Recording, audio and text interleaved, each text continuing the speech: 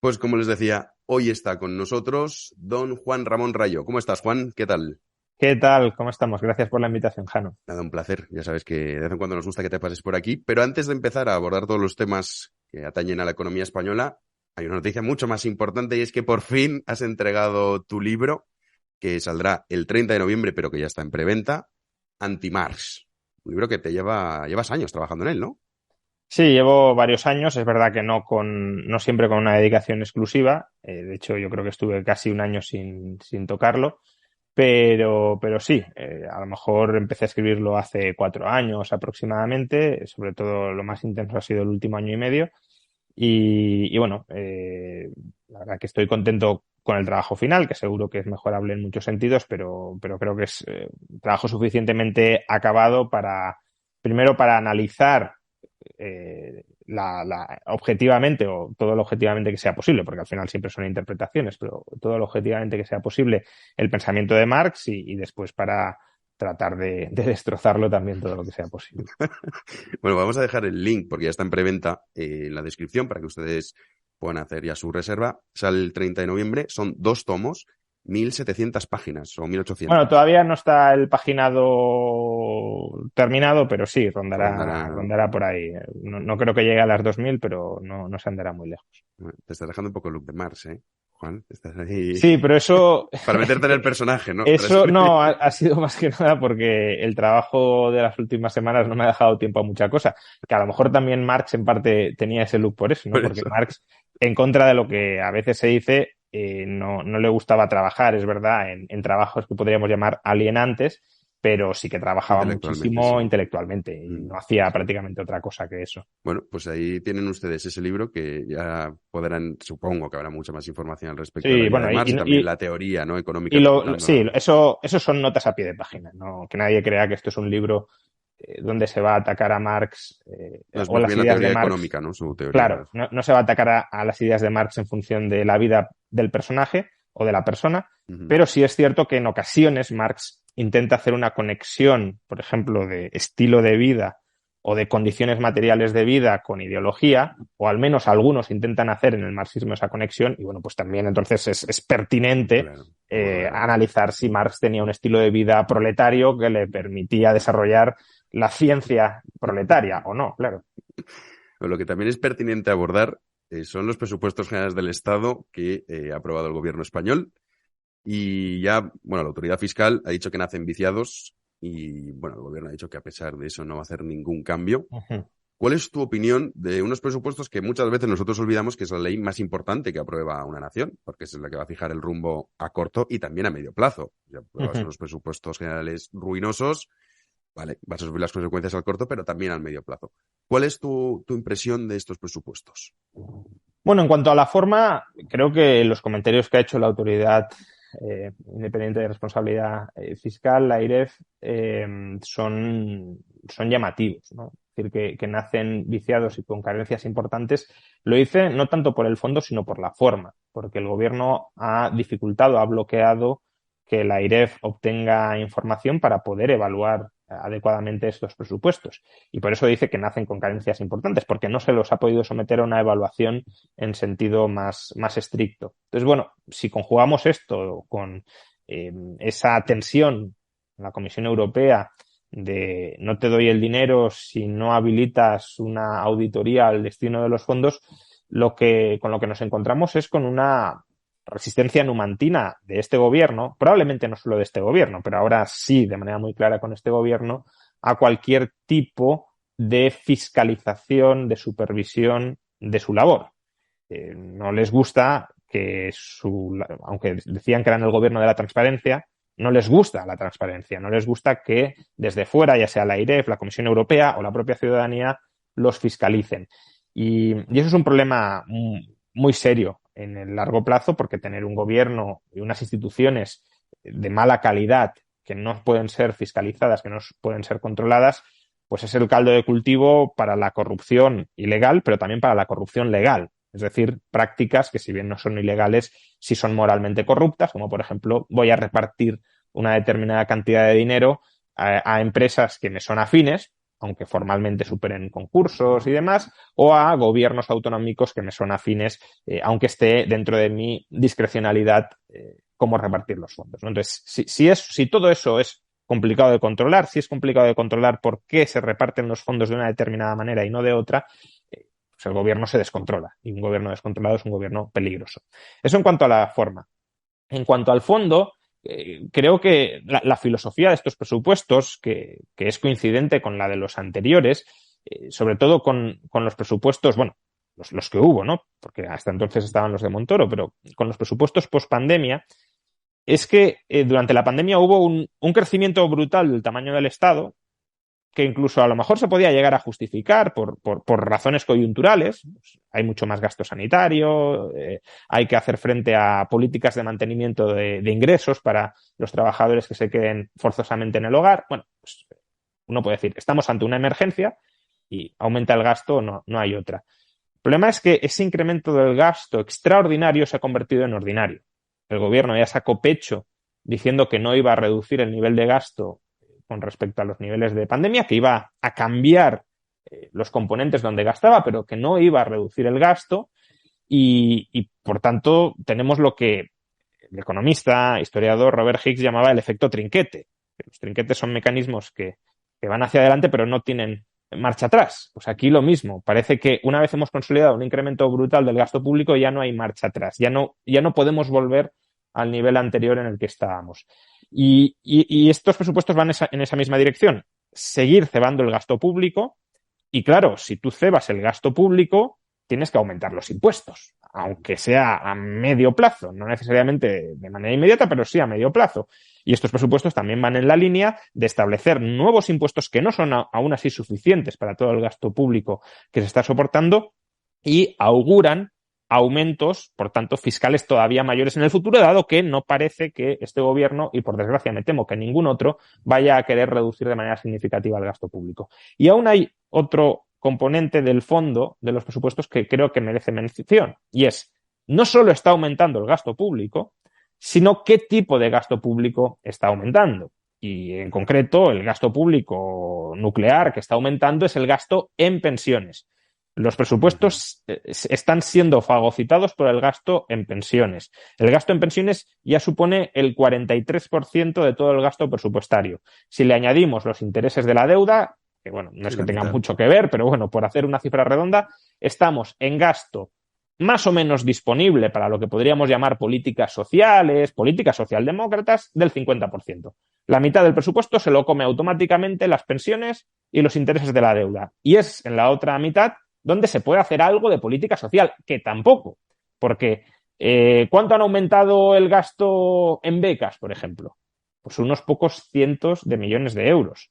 Y digo pocos porque no porque sea una cantidad pequeña, sino porque si lo comparamos con lo que ha aumentado el gasto en pensiones, que son prácticamente 20.000 millones de euros, pues claro, aumentar el gasto en becas en 300 millones de euros frente a 20.000 millones de euros de aumento del gasto como consecuencia de la revalorización al IPC de las pensiones, que no estoy diciendo que gastemos en pensiones 20.000 millones, sino que el incremento consolidado del gasto en pensiones de este año, consolidado para todos los años a partir de ahora, es de cerca de 20.000 millones. Pues claro, 300 versus 20.000, pues no da para mucho para cuidar a esa población joven que supuestamente es una de las prioridades del Partido Socialista, pero en realidad la prioridad son los votos, son los 10 millones de votantes pensionistas, claro está. De hecho, presentaron los presupuestos diciendo que había un gasto público récord, y es cierto, un gasto público récord. Y se hablaba también del gasto social. Ya sabemos que el lenguaje importa y entonces se reviste, ¿no? Es un gasto social. Entonces, automáticamente, pues obviamente la mayoría de la población no va a ver en qué se gasta el dinero ni se pone a leer los presupuestos generales del Estado. Parece ser que es algo positivo, pero también hay otro componente, más allá de todo lo que has dicho, luego hablaremos, si te parece, del sistema de pensiones y también de las nuevas generaciones condenadas, precisamente, como también lo fueron nuestros abuelos, que estamos en este círculo vicioso, una especie de estafa piramidal, que ahora lo comentaremos. Pero el endeudamiento público también es algo fundamental, que ya también hemos asumido que básicamente pues es normal tener una deuda pública superior al 100% del PIB, en torno al 120, va bajando al 115, porque es verdad que la cuestión de la inflación también favorece al gobierno a la hora de poder pagar los intereses, porque no le cuesta, entre comillas, tanto como le costaba antes. Pero claro, el endeudamiento público es fundamental y llega un momento en el que quizá, no lo sé, podamos asistir a una crisis de deuda pública que eso supondría, vamos, el acabose. Sí, desde luego. Es decir, un endeudamiento público a los niveles a los que a lo que lo tiene España actualmente es una bomba de relojería potencial. Es una bomba de relojería que quizá un relojero pueda desactivar durante un tiempo, pero se puede terminar reactivando.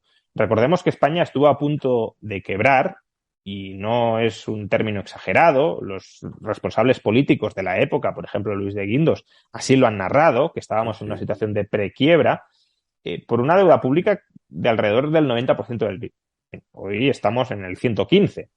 Y estamos en el 115 con un déficit público que, según la IREF, no se va a reducir este año, sino que incluso se puede incrementar. Es decir, es un déficit público que, si bien no está en niveles tremendamente preocupantes del 10%, por ejemplo, como el que teníamos en el año 2011, sí es un déficit público de en torno al 4,5-5%, que tiene un cierto componente pegajoso, es decir, no termina de despegarse de nuestras finanzas públicas.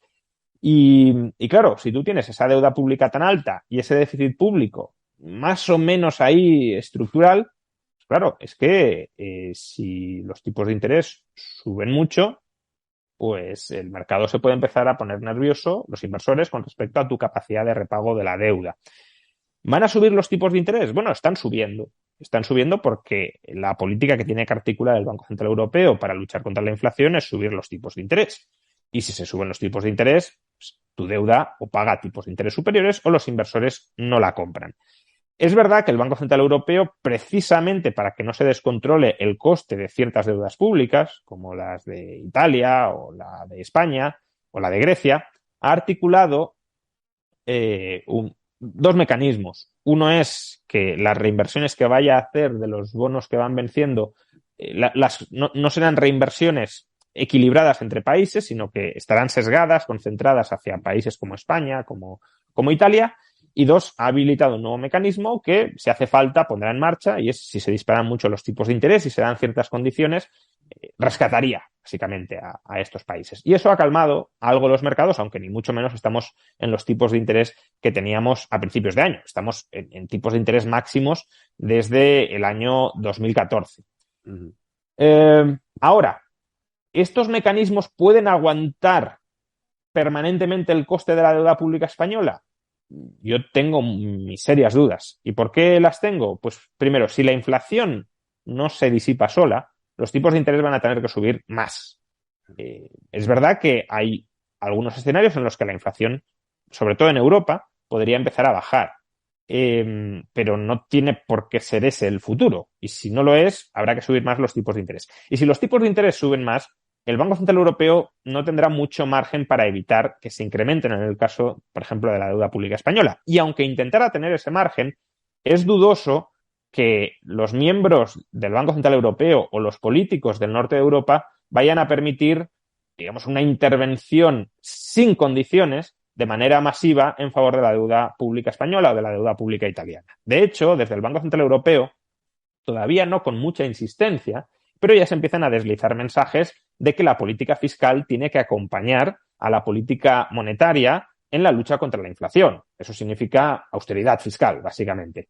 Lo dijo Lagarde, señalando que, de la misma manera que política fiscal y política monetaria habían remado en la misma dirección durante la pandemia, políticas expansivas, ahora también deberían remar en la misma dirección, políticas contractivas. Y lo dijo de Guindos también, señalando que los gobiernos se tienen que empezar a poner las pilas con una política fiscal expansiva. La cuestión aquí es que me parece que ese marrón no se lo va a comer el gobierno socialista, sino probablemente, como ya sucedió en la anterior crisis, el gobierno del Partido Popular, si es que, como dicen las encuestas, gana las elecciones, que todavía está por ver.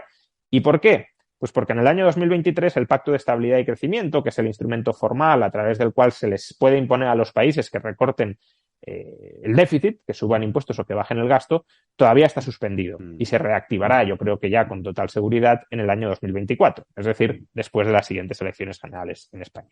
Sí, porque es verdad que eso es otro del Pacto de Estabilización Económica que no se cumple, básicamente, desde hace muchos años, ¿eh? Porque esto hay que Ujú. recordar que también uno de los puntos es que el déficit no puede ser superior al 3% y la deuda pública no puede ser superior al 60% del PIB. Ujú. Esto Sí, es no, es otro prácticamente... escenario. De hecho, ahora están diciendo Y no por la pandemia, ¿eh? O sea, que conste que esto no es que se incumpla, es que es por la pandemia, no, no, no, antes no, de la no. pandemia se incumplía. Ya. Sí, de hecho ahora están diciendo que habrá que renegociar esto, probablemente eleven el umbral de deuda. El de déficit no creo que lo toquen mucho, pero incluirán a lo mejor, calcularán el déficit de otra manera para a lo mejor excluir ciertos gastos sociales o algo así. Pero bueno, aún así está claro que si tenemos una deuda pública como la que tenemos, el Pacto de Estabilidad y Crecimiento no lo va a convalidar.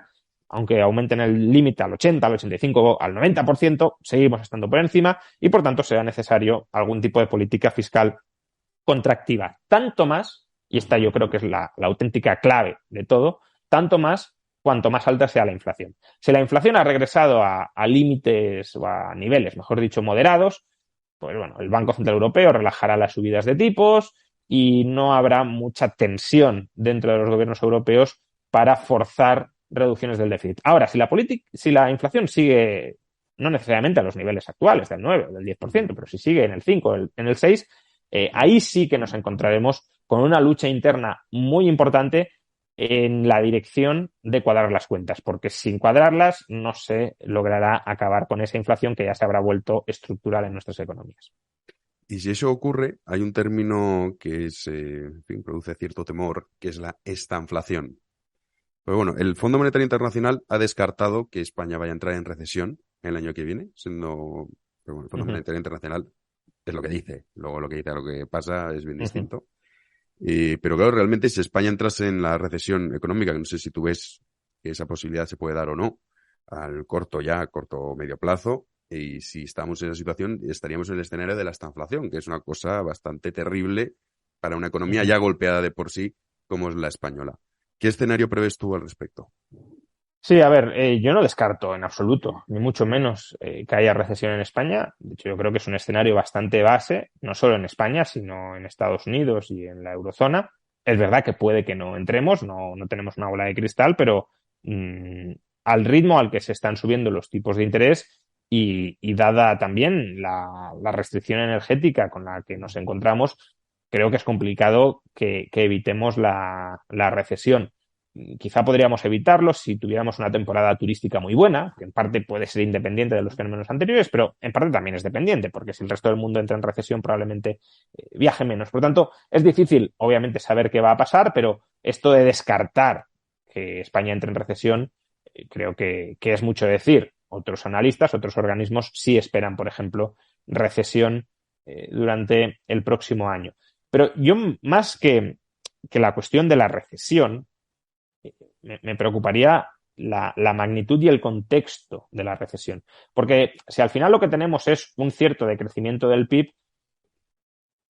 un decrecimiento del PIB donde, por decirlo gráficamente, no se rompa nada, pues bueno, sí, el PIB habrá decrecido un poco, lo hizo también el PIB de Alemania el año pasado, pero luego podemos volver a crecer. Bueno, si fuera eso, no es dramático, más allá de que se frenaría la creación de empleo, ya se está frenando, de hecho, o incluso habría destrucción de empleo, pero no llegaría verdaderamente la sangre al río.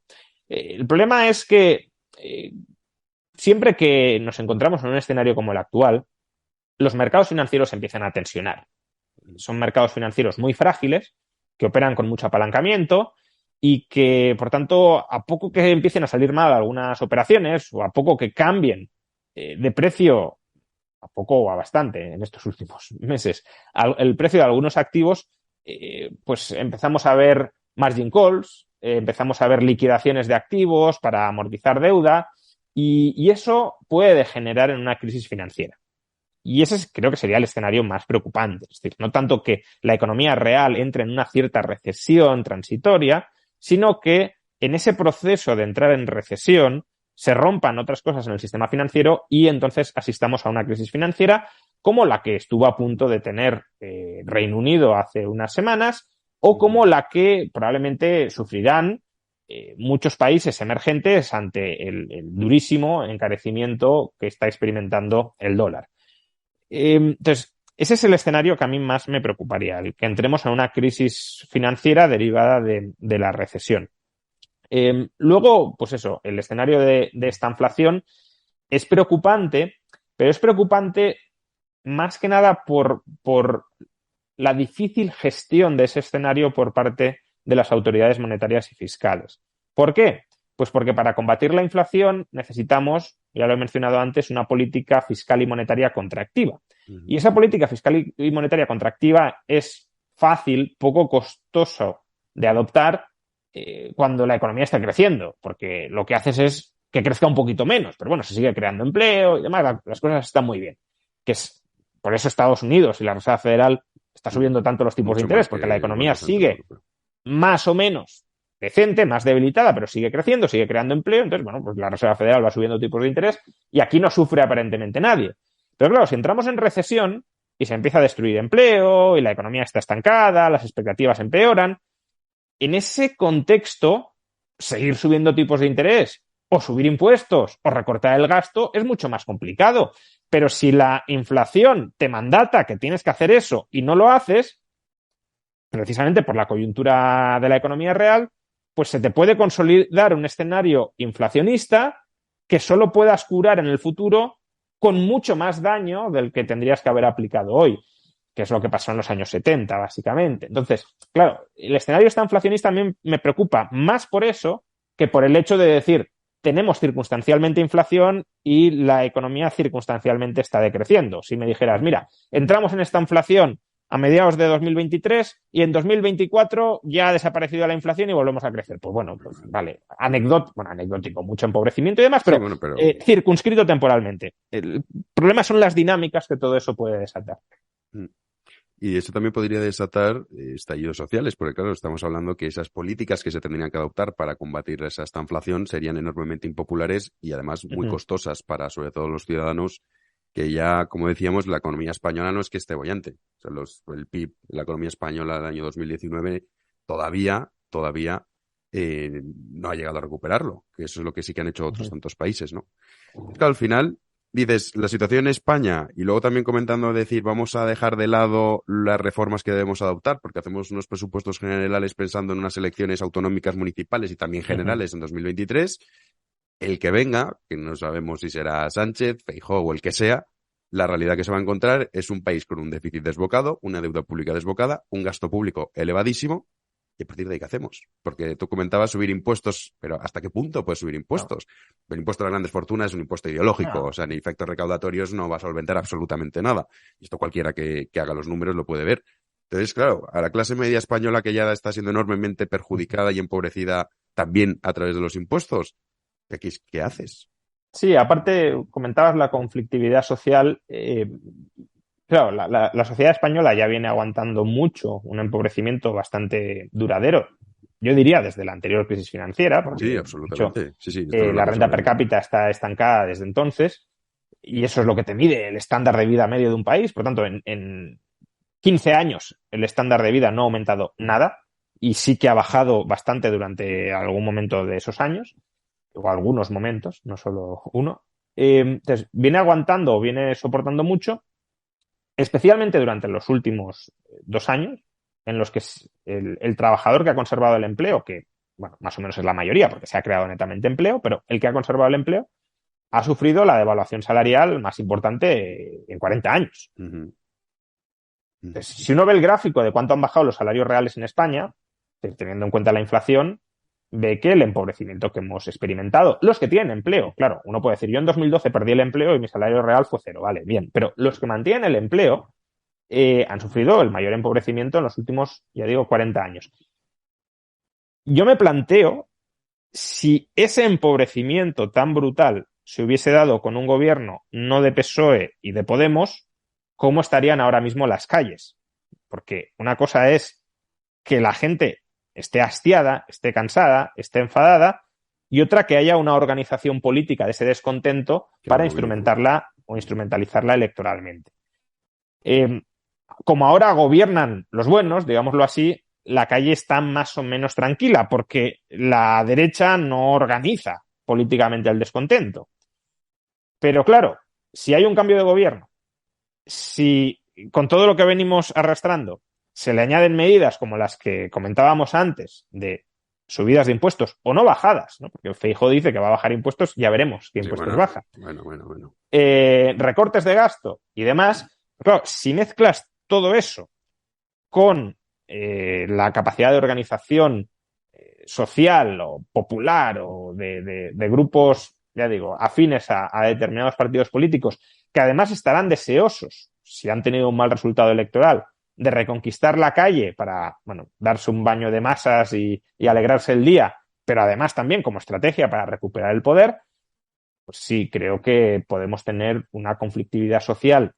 Si no se calma la inflación, si no se calman los mercados financieros, si no regresa el crecimiento, que, que puede ser similar a la que tuvimos pues hace una década.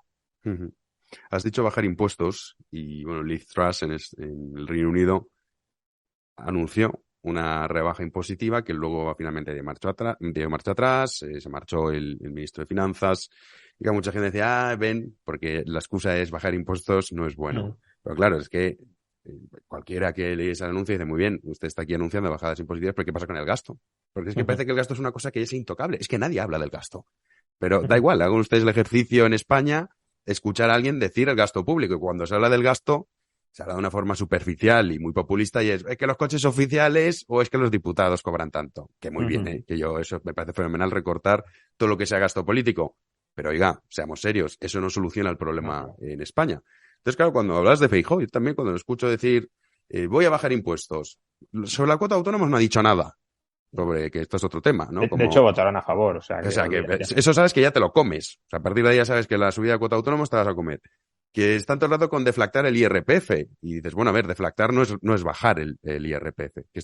Y es importante esto, Feijóo no defiende deflactar todos los tramos del IRPF. No, y esa es otra, solo a partir de cierta cantidad. Entonces, claro, al final vivimos en un mundo en el que escuchamos bajar impuestos constantemente, que incluso hay gente que acepta que deflactar el IRPF en ciertos tramos es bajar impuestos, cuando realmente no lo son. Entonces dices, bueno, ¿cómo es posible que todo el mundo hable de eso y no del gasto? ¿Qué pasa con el gasto? Es lo que le pasó a Liz Truss. Se ha convertido en una especie de dogma intocable, ¿no? El gasto público. Claro, es que al final el presupuesto te da una descripción de qué votos se están comprando. Y claro, si tú empiezas a recortar gasto, estás destruyendo redes clientelares. Es decir, gente que te puede votar o que te puede dejar de votar si ya te estaba votando. Ese es el drama, por ejemplo, que tiene Argentina. Argentina tiene un problema de déficit público estructural gigantesco, que es lo que le provoca la altísima inflación igualmente estructural y es lo que le provoca además la necesidad de adoptar una política proteccionista y de control de cambios derivado de todo lo anterior, que es lo que empobrece el país. Es decir, es un desastre absoluto durante 70 años como consecuencia de ese déficit que se ha vuelto estructural y que nadie quiere tocar. Y pese a que la culpa del desastre es el déficit, y creo que todo el mundo más o menos lo sabe, nadie se atreve a tocarlo. A lo mejor los peronistas no lo saben, que ya me extrañaría. Pero desde luego, Macri lo sabía. Lo sabía. ¿Tocó algo? Nada. No tocó nada.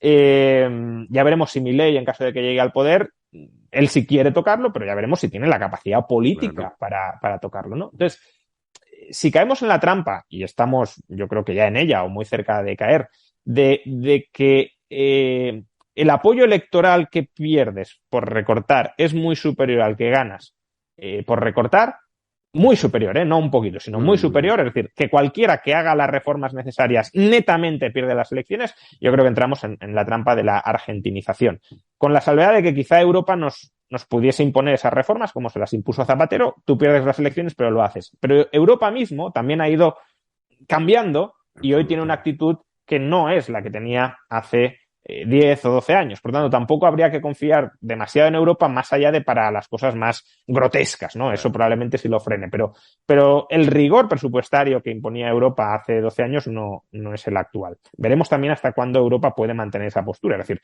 la población alemana hasta qué punto dirá, oye, yo estoy sufriendo una inflación del 10%, me suben a lo mejor los impuestos o me recortan el gasto y los españoles los financia el Banco Central Europeo. Bueno, veremos todo eso, ¿no? Pero desde luego sí es complicado. En el caso del Liz Truss, pues se ha visto.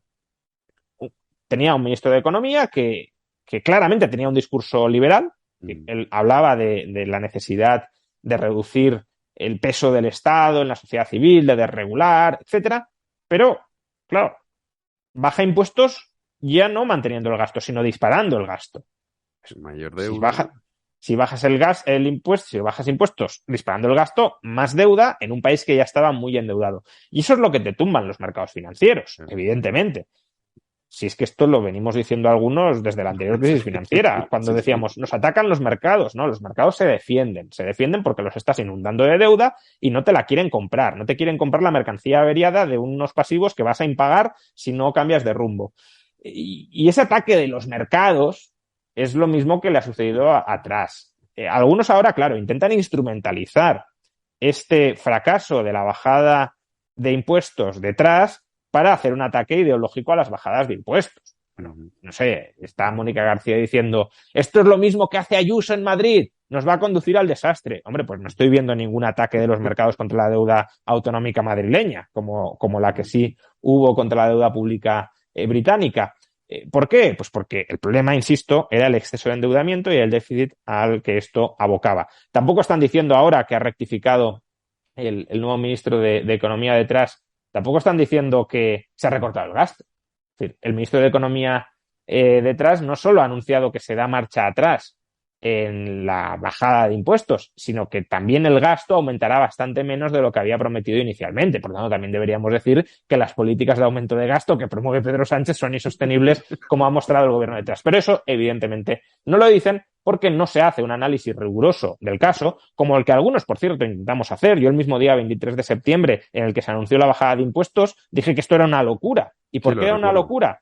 Y no solo por el endeudamiento, que también, sino porque en una coyuntura altamente inflacionista como la que está metido Reino Unido, lo que no puedes hacer es bajar impuestos sin recortar el gasto. Claro. Puedes bajar impuestos si recortas el gasto. Es decir, puedes recalentar la economía bajando impuestos si la enfrías recortando el gasto, pero no puedes recalentar la economía bajando impuestos y recalentar la economía subiendo el gasto porque entonces cebas todavía más la inflación. Bueno, algunos lo dijimos el mismo día 23 de septiembre. Por mucho que nos guste ideológicamente que se bajen impuestos recortando gasto, no intentamos decir, oh, qué bueno el nuevo ministro de Economía inglés que está bajando impuestos, esto es lo que hay que hacer en España, Inglaterra marca el rumbo. No, aunque a mí me gustaba en abstracto bajar impuestos, dije, esto está mal hecho. Claro. Y ahora, claro, en cambio muchos otros que no hacen ese análisis mínimamente riguroso, sino que intentan arrimar simplemente las cosas a su sardina, cuando ha fracasado, evidentemente, esa política porque nos han dado otras circunstancias, se callan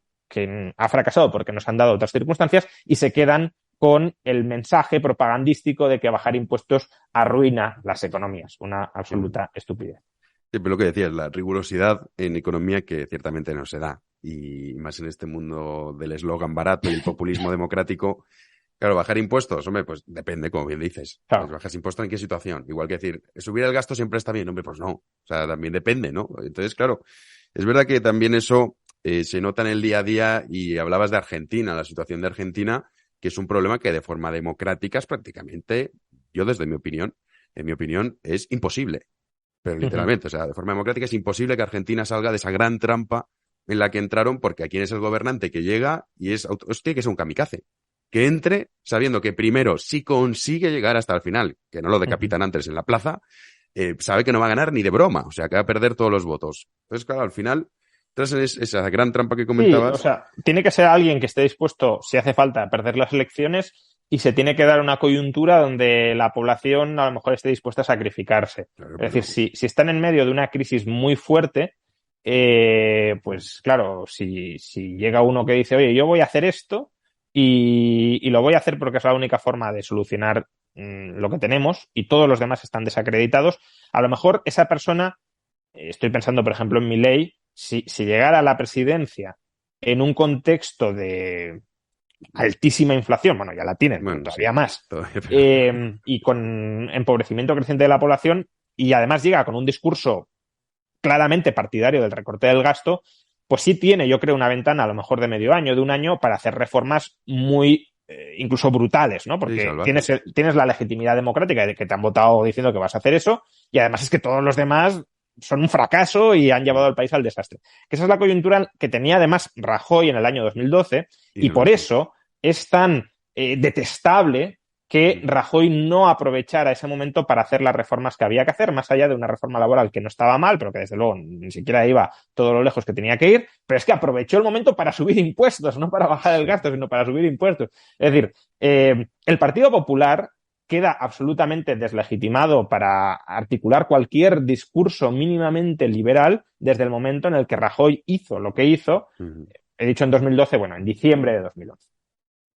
Sí, de hecho había dos vías, ¿no? La vía irlandesa, que es la que se podía haber adoptado, y es la que se negó, y además en una coyuntura que es cierto, mayoría absoluta, Congreso, Senado, la mayoría de comunidades autónomas, los sindicatos desactivados, porque era la época de que empezaban a salir las corruptelas de los sindicatos, sí, y además el PSOE, PSOE muerto, literalmente. El PSOE muerto, porque Zapatero todo el mundo reconocía que había sido un desastre, que había que cambiar radicalmente de rumbo, y lo que hicieron, pues fue, vale, sí, la reforma laboral más o menos bien hecha, pero subir impuestos, recortar muy poco el gasto público, y rescatar bancos. Y rescatar, bueno, he dicho bancos, cajas e indirectamente bancos. Y está, eso es lo que hicieron en última instancia. Sí, aumentar la deuda pública, el déficit es verdad que bajó porque estaba en el 11%, pero vamos, tampoco llegó a hacer todas las reformas que sí que es cierto que necesitaba España y que además con este también nuevo bajó con Zapatero, no nos olvidemos. Quiero decir, que a veces parece que Rajoy dio un giro de volante total. El déficit público en 2009 llegó a estar en el 11%, luego bajó al 9% y Montoro lo llevó al 6,5%. Y luego sí, bajó un poco. Pero vamos, que hay cierta inercia de reducción. Claro, que ya venía... Es igual que también el desempleo, la reforma laboral, que fue para mí lo mejorcito que hizo ese gobierno, ayudó a que el desempleo se viese reducido, pero también esto que era una inercia, o sea, que va más o menos colaborando todo. Hablabas, ya que estamos hablando de votos, de partidos políticos, de cómo los problemas económicos se juntan con los sistemas, las formas democráticas, ¿no? De cómo se tiene el poder, quién va a presentarse en unas elecciones en España y decir voy a reformar el sistema de pensiones. Porque has dado un dato que 43%, 41,8%, 42%, bueno, cada uno ahí ya es más complicado de decir cuánto es exactamente lo que se gasta, pero en torno al 41 y al 43%. Es decir, prácticamente 1 de cada 2 euros se va destinado a pagar pensiones. Un sistema de pensiones que ya hemos explicado en este podcast y tú también en tu canal en numerosas ocasiones cómo funciona. Yo creo que ya los que nos escuchan saben cómo funciona, no es que estén guardándote tu dinerito a ti, pero claro, ahora mismo el gran problema es ese. Y todavía falta porque el grueso de la pirámide poblacional se sume, que será en breve, a ese sistema de pensiones. Entonces, claro, es una bomba de relojería absoluta, pero que absolutamente nadie en este país habla de eso. ¿Qué harías tú, Juan? A ver, la reforma que aprobó el PP, que sabes es otra reforma que estuvo bien porque se la hicieron, no porque la hizo él, como la reforma laboral, que también se la hizo Bruselas. La reforma que aprobó el PP en el año 2013 era una reforma que solucionaba el problema de la sostenibilidad del sistema de pensiones. Quizá mejorable, pero en general era una buena reforma. ¿Por qué? Porque automatizaba la congelación o recorte no, pero sí la congelación del gasto en pensiones mientras hubiese desequilibrio. Con lo cual, con el tiempo, necesariamente se tenía que corregir el desequilibrio. Aunque no hicieran nada los políticos. Luego, hombre, los políticos podían decir, yo no quiero que se recorten tanto las pensiones, voy a recortar otras partidas de gasto y voy a hacer una transferencia al sistema de pensiones para que no se recorten tanto, ¿vale? Pero entonces ya es política con la que tienes que cuadrar las cuentas. Pero si tú no haces nada, como no está haciendo nada este gobierno, pues automáticamente ya se establecían recortes para que se cuadraran. Ese automatismo se lo cargó Escrivá. Se lo cargó Escrivá porque Escrivá cree que en el sistema de pensiones no hay ningún problema serio. Bueno, yo ahí discrepo. Escrivá lo sabe, que es lo peor, porque Escrivá no es tonto. Escrivá no es Garzón. O sea, no es Garzón que eres tonto. No. O sea, Escrivá sabe de lo que habla, lo cual es todavía peor, porque él sabe que está haciendo las cosas mal. Sí y no. Es decir, yo creo que él concibe, no puede ser de otro modo, que puede haber un problema muy serio en el sistema de pensiones futuro, pero creo que también ha llegado a un punto de autoengañarse, porque si tú manipulas los numeritos que metes en el modelo suficientemente, pues el modelo te da un resultado que a lo mejor no es tan malo. Y es verdad que si tú dices, hombre, pues yo creo que todo esto va a salir bien, pues al final a lo mejor el desastre no es tan grande. Y Escrivá cree que todo va a salir a pedir de boca, a pesar de que los numeritos tenían que empezar a evolucionar de una manera en la que no están evolucionando. Por ejemplo, la tasa de natalidad en España, según Escrivá, ella tendría que estar remontando y, si no recuerdo mal, en torno a 1,4 hijos por mujer. Bueno, sigue cayendo y está en mínimos. Bueno, mínimos fue 2021, pero bueno, está prácticamente al mismo nivel que en 2021, mínimos históricos. Entonces, bueno, según Escrivá, va a llegar casi a 2 hijos por mujer en el año 2050. A ver si es verdad, pero claro, si eso no pasa, pues ya los numeritos del modelo no cuadran. Y luego, pues otra hipótesis es que van a entrar en nuestro país 10 millones de inmigrantes durante los próximos 30 años, es decir, 300.000 nuevos inmigrantes de media cada año. Yo soy muy pro inmigración. La cuestión, de todas formas, es: ¿vamos a poder digerir en tan poco tiempo? Es decir, vamos hacia una situación de sostenibilidad social si entran 10 millones de inmigrantes y con qué cualificación. Es decir, no es todo tan sencillo como decir entran 10 millones de inmigrantes y el problema está solucionado.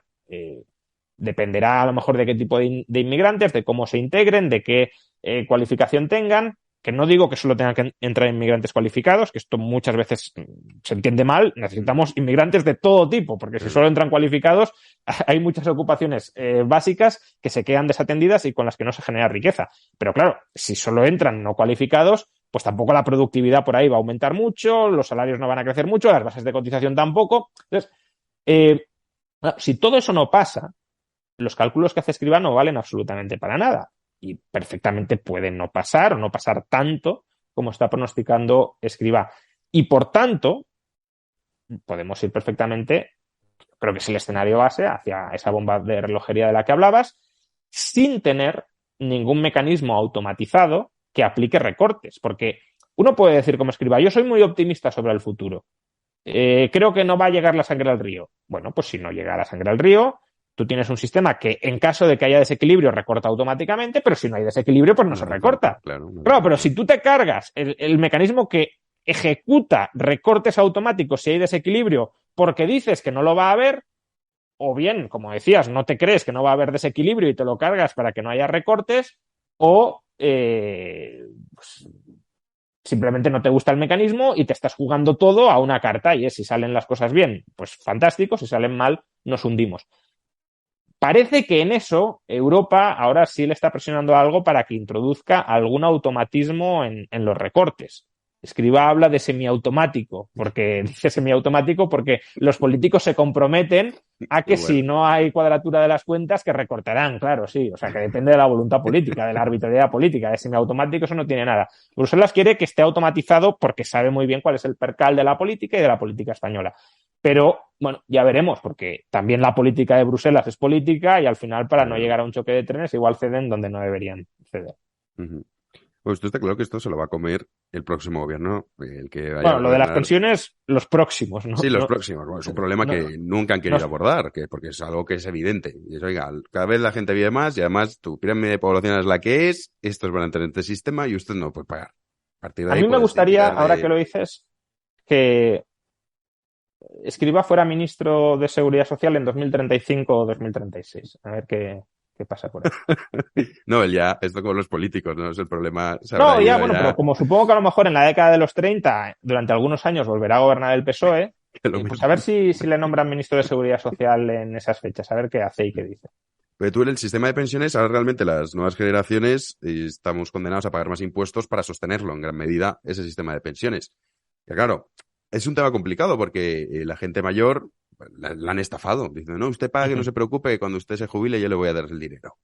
Y claro, estás en ese círculo que nosotros también estamos ahora metidos, nuestros hijos estarán metidos y así constantemente, hasta que alguien diga, esto se acabó.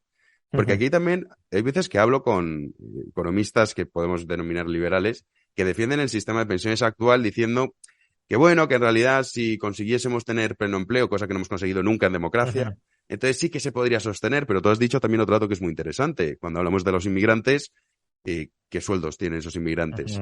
Porque claro, si la base de cotización, como bien decías, es muy baja, tampoco te soluciona el problema, ¿no? Entonces, a partir de ahí, ¿qué es lo que tú harías? Que desde mi punto de vista es el problema fundamental que tiene España, es el sistema de pensiones, aunque sea un tema tabú. ¿Qué es lo que tú harías para reformar? Yo volvería a la reforma de 2013, es decir, un índice de revalorización de las pensiones del 0,25%, quizá exceptuando o con cierta flexibilidad para las pensiones más bajas, pero una revalorización máxima del 0,25% mientras el sistema siga en desequilibrio. y el factor de sostenibilidad que el gobierno también se ha cargado. Yo creo que con la reforma de 2013 de verdad en vigor, el sistema más o menos aguanta. Eso sí, siendo conscientes de que va a haber recortes de las pensiones importantes a través de ese sistema y que, por tanto, quienes se jubilen pues en 2045, 2050, tienen que ahorrar por su cuenta. Y uno dirá, bueno, eso es muy insolidario. No, es que si no van a llegar igualmente los recortes, pero a lo mejor incluso en mayor medida, porque no habrán sido compartidos entre generaciones, sino concentrados cuando ya estalle todo, y además nadie te habrá advertido de que tienes que ahorrar por tu cuenta, con lo cual será el peor de los escenarios. Y en ese momento diremos, qué injusto es todo. Sí, pero la injusticia de ese momento se empieza a gestar hoy y no estamos solucionando hoy las bases de esa injusticia futura. Entonces, yo haría eso.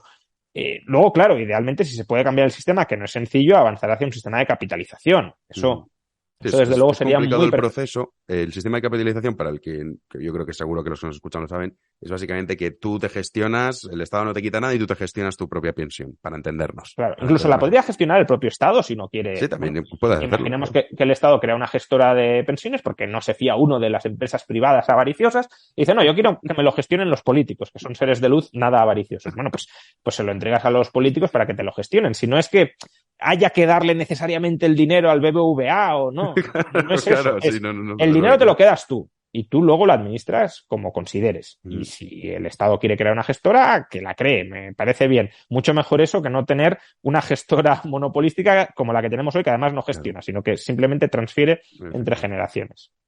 Y luego el sistema mixto quizá deberíamos ya empezar, porque para llegar al sistema de capitalización quizá vendría a pasar primero por una época de sistema mixto para posteriormente acabar en de capitalización. Sí, ahí se puede combinar el sistema de cuentas nacionales de Suecia, que es un buen sistema, donde básicamente lo que te quita el Estado te reconoce como que tienes ese dinero en una cuenta, que no lo tienes, pero al menos visibiliza las aportaciones que has hecho, calcula un rendimiento teórico de esas aportaciones que tú has hecho, como si ese dinero te estuviese rentabilizando y a partir de ahí, pues tú tienes un capital ficticio, pero tienes un capital virtual, más que ficticio, virtual, y puedes decidir cuándo jubilarte.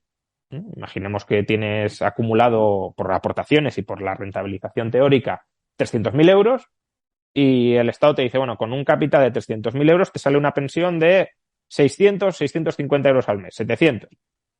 ¿Te quieres jubilar ahora? Pues me jubilo. Aunque sean a los 62 años o a los 60, si yo ya tengo ese capital acumulado y me contento con la pensión que se deriva de ese capital acumulado, pues ya me puedo jubilar. Que digo, no, quiero más. Llego a los 70 y me sale una pensión, o sea, un capital a lo mejor de 600.000 y me sale una pensión de 1.500 euros. Digo, no, quiero todavía un poco más. Pues puedes seguir trabajando. Que no, pues me jubilo ya. Es decir, da mucha más autonomía a la persona, aparte de volver el sistema más transparente de cuánto ha aportado cada uno y qué relación hay entre lo aportado y lo recibido. Entonces, eso sería una base más o menos buena para complementándola con el ahorro privado. Yo tengo ahorro público, que no es ahorro porque no está ahí, pero bueno, la ficción de ahorro público claramente delimitada, más ahorro privado que sí está ahí, y con los dos me compongo mi pensión. En la medida en que vaya ganando peso el ahorro privado y perdiéndolo, no necesariamente porque baje, sino porque pierda peso relativo frente al privado, pues el sistema público se podría ir desmantelando, podría ir muriendo por sí mismo, sin necesidad de cerrarlo, simplemente porque sí. Imaginemos que ahora la pensión es 70% pública, 30% privada. Y luego en 20 años es 50 pública, 50 privada. Y luego en 60 años 30 pública y 70 privada. Y luego 10 pública y 90 privada. Bueno, pues claro, cuando ya te quede un 10% pública, pues dices, oye, o es irrelevante claro. o puedes cerrarlo. Pero claro, ahora mismo no. Sí, porque son reformas que se tienen que adoptar ya. Bueno, para sí, claro. salvar a los que están naciendo ahora. Sobre todo las de las pensiones es que son a muy largo plazo. Claro. Y no hay, es que ni siquiera se comenta. Es el gran tema tabú y pasarán las elecciones, lo veremos, nadie dirá nada, todo el mundo dirá, sí, bajamos impuestos, que suena fenomenal, recortamos el gasto político y del gasto real y el problema estructural. Claro. Nadie lo abordará porque son votos. Y al final, pues esto es lo que hay en democracia.